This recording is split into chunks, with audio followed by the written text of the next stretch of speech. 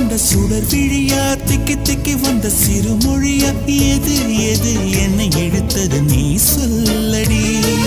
8 millimetre புன்னகையா முத்துப்பற்கள் சிந்தும் முதல் ஒளியா எது எது என்னை இழுத்தது நீ சொல்லடி